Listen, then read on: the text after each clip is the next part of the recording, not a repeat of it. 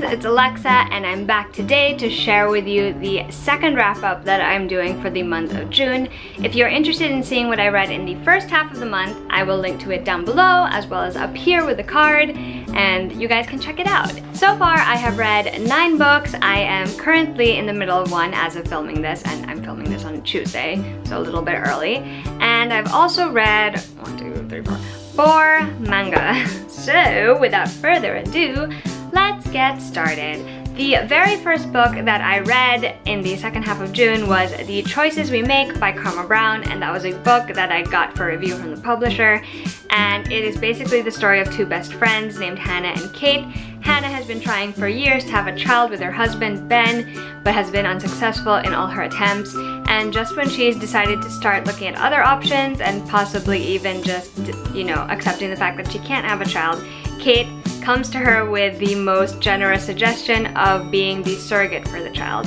And the novel basically chronicles what happens as they take on this, this surrogate relationship, as well as, and it's just, honestly, it is one of the most emotional books I've read all year. I had very strong feelings reading it. I mean, I was happy and I was sad and I was angry and I was confused, and it was just this whole bunch of things. And one of the things that I love about Karma Brown is that she's really able to capture like real characters in her stories, and you can understand where they're all coming from because they're all giving you different perspectives, and it's just so good. And I love the relationships as well in the book. I thought that was great, and I think that even the story itself was really, really good. And for that one, I gave it a 4.75 out of 5 stars. The next 2 things that I read are actually part of a manga series that I am reading on the recommendation of my friend Kristen from Super Space Chick, and it was volume 2 and volume 3 of Nana by Ai Yazawa, and I borrowed these from the library and they're so good. The series basically follows the story of 2 girls named Nana who move to Tokyo separately but end up becoming roommates. I'm really enjoying it. I like that it's chronicling sort of like the day in the life for both Nanas, and that they each have sort of different personalities and situations to deal with. And yeah, I really enjoyed these 2 volumes. Can't wait for more. I put the rest on hold in my library. So I gave Nana Volume 2 a 4.25 out of 5 stars. And I gave Nana Volume 3 a 4.5 stars. I decided to binge read a historical romance series, and I got the first one as a present from my friend Betty for Christmas, Betty of Book Rock Betty, and I was encouraged to read it by my friend Kelly of Ballad Literati, and the series is the Merridew Sisters. The first book is called The Perfect Rake, and it is about the eldest sister, Prudence, and how she contrives to find a way to get her sister, to get their guardian to allow her sisters to look for eligible suitors to be married to by faking an engagement with a duke who's supposedly very much like a hermit, only that duke turns out to be in town for that season and accompanied by his cousin Gideon, Lord Caradis. It's a very romantic comedy type of historical romance. I love the relationships in it, like the sisters and the friendships and the romance, of course, and I laughed a lot reading it, and I really enjoyed that. And even though it kind of started out shaky for me, it eventually found its footing, and I really, really enjoyed it. I gave The Perfect Rake a 4 out of 5 stars. The second book in that series is called The Perfect Waltz, and it is about one of the twins, and that is Hope Merridew, and she's always dreamed of finding the man who will sweep her off her feet, literally, because in her dream she's waltzing with her perfect man. And she just so happens to cross paths with a bachelor named Sebastian Rain, who is determined to find the perfect wife to help him with his 2 younger sisters. And I love this one just as much, you guys. I'm a sucker for big brother characters, and Sebastian is one of those, and he really, really cares about his sisters and just wants to do right by him, and I love that so much. And I loved Hope so much for opening her heart to that entire family, and it's just so good. It's such a good romance, guys. And I gave that one a 4.25 out of 5 stars. The third book in that series is called The Perfect Stranger, and this is my favorite book in the series. It's about the other twin, Faith, and she basically, in book 2, kind of develops feelings for someone, and at the beginning of book 3, she realizes that she's made a mistake in falling for this person.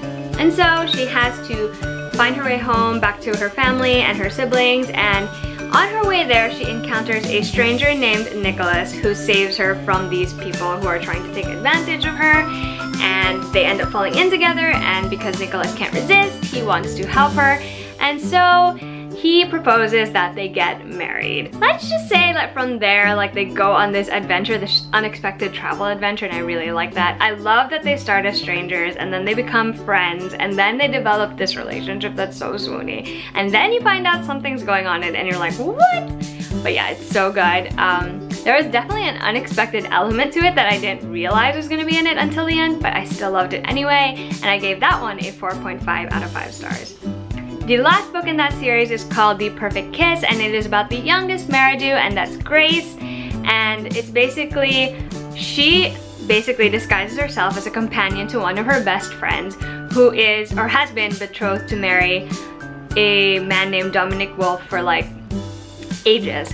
Anyway, so she travels with her best friend in the hopes of helping her best friend stop this betrothal and prevent the marriage, but she doesn't expect to encounter Dominic, and she doesn't expect to have feelings for him, and he doesn't expect that either, and there's like this whole romance that brews between them, and Grace really shows him that it's okay for him to call a place home and how homey his new digs as the lord of that particular estate could be, and he kind of just brings out these fluttery, happy, lovely feelings for her, and he wants to encourage her to chase her dreams, and I love that. I think it just made me feel awkward at first because of like the relationship that they had when she was still pretending to be a companion, because he was kind of the master and she was the companion, which is almost like a servant.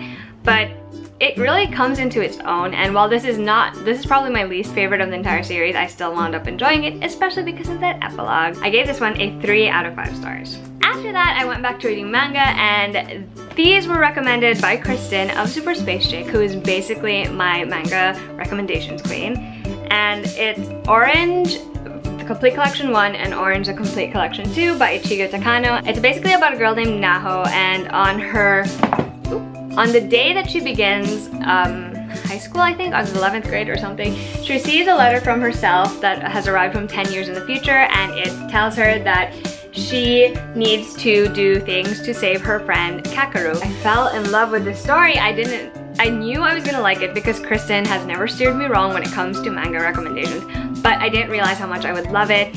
I basically got to see these guys, this whole group of friends, like just really grow in friendship. I got to see all their experiences, good and bad, and then I got to see that whole, how the letter ties into everything, and oh, it was just so good. I devoured this in one night, and I absolutely enjoyed it. I cannot recommend it highly enough. I gave this one, volume 1, a 4.25 stars, and I gave volume 2 a 4.5 stars. The next book that I read in June is actually a reread, and that book is Me Before You by Jojo Moyes. I read this book when it first came out years ago, and I really liked it then.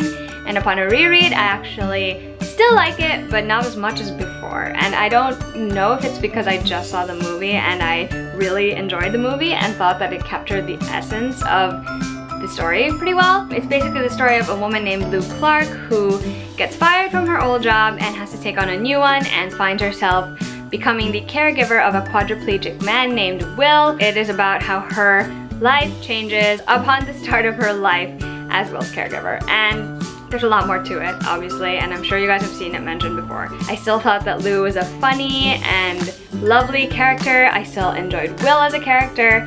I just realized how much I did not like the secondary characters in this book as opposed to in the movie. I gave this one a solid 4 stars, and then I finally dove into a library book, and that book was The Cavendish Home for Boys and Girls by Claire Legrand.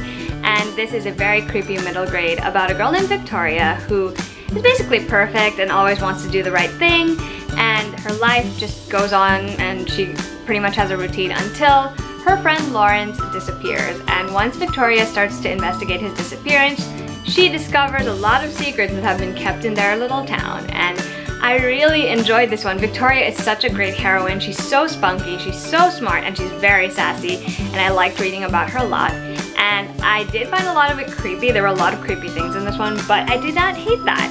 I actually thought that it was really atmospheric and really well done, and I'm so mad at myself for waiting so long to read this book.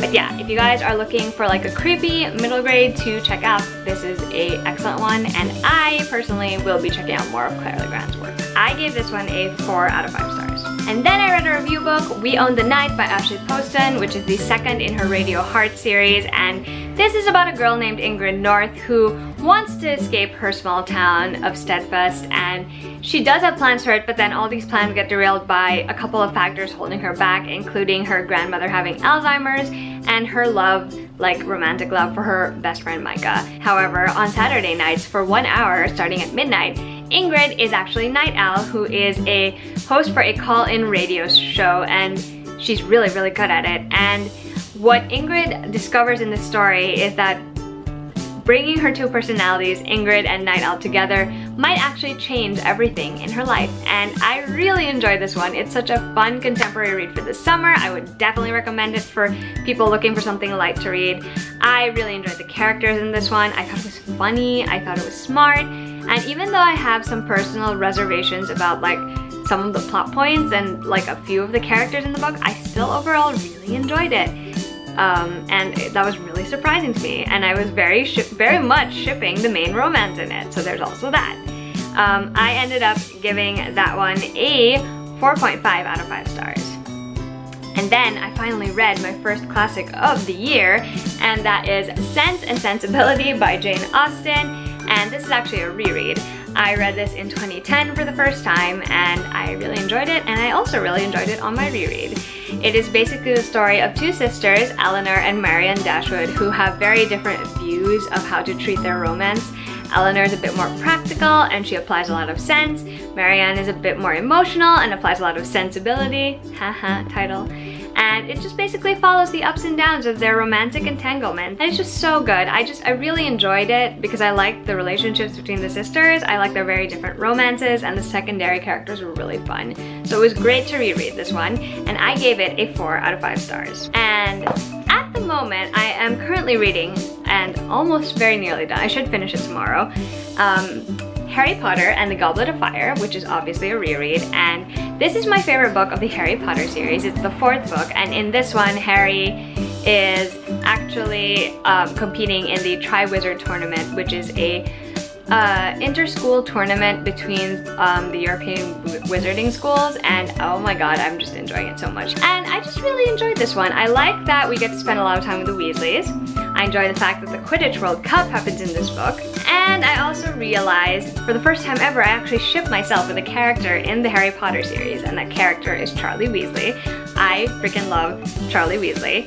Bill Weasley is a close second, and I love it so much. And I always forget how sassy Harry is and how funny he, Ron, and Hermione can be at times. So yeah, I'm really enjoying my reread of the Harry Potter series, and I'm hoping to finish that reread next month. And I'm gonna try and start tomorrow, or start on Thursday, which is still June, so it should technically be part of this wrap up. I'm gonna try to start After You by Jojo Moyes. Those are all the books that I read in the second half of June. If you've read any of them, I would love to hear your thoughts down below in the comments.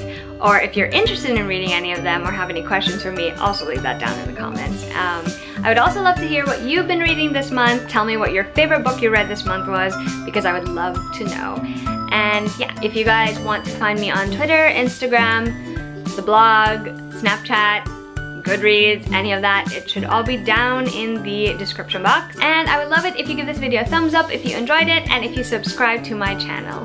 Alright guys, till next time, bye!